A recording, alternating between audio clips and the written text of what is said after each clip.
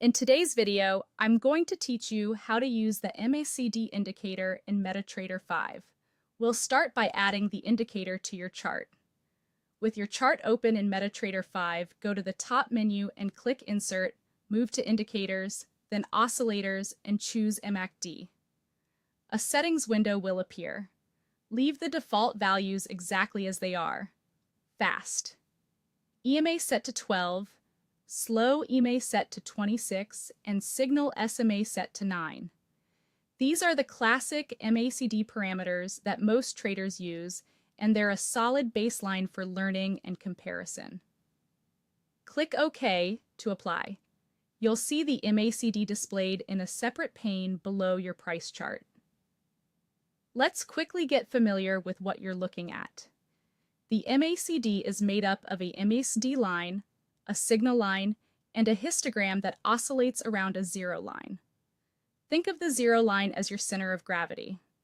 The MACD line measures the difference between a fast and a slow-moving average, and the signal line is a smoothed version of that MACD line. The histogram shows the distance between those two lines, expanding and contracting as momentum shifts. Now, how do you read it? Start with the zero line. When the MACD is above zero, it reflects bullish conditions. The faster average is leading the slower one, suggesting upward momentum. When it's below zero, the bias tilts bearish.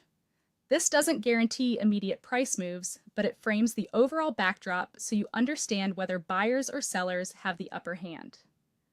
Next, focus on crossovers, which are the primary signals.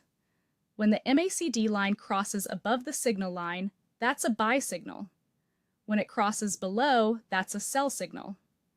Crossovers that align with the zero line bias often carry more weight. For example, a bullish crossover while the MACD is above zero can indicate trend continuation, while a bearish crossover below zero can underscore ongoing weakness. Waiting for the candle to close before acting can help filter out whipsaws in choppy conditions. Finally, watch the histogram for momentum strength. When the bars are increasing in height, momentum is strengthening. When they're shrinking, momentum is fading.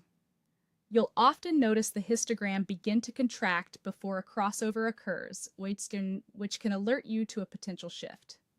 Use that expansion and contraction to gauge whether a move is accelerating, pausing, or losing steam.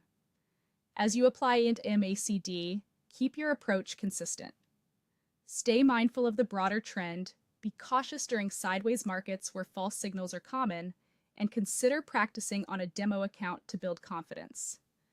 That's how you add MACD in MT5 and interpret the zero line, crossovers, and histogram to make clearer, more informed trading decisions.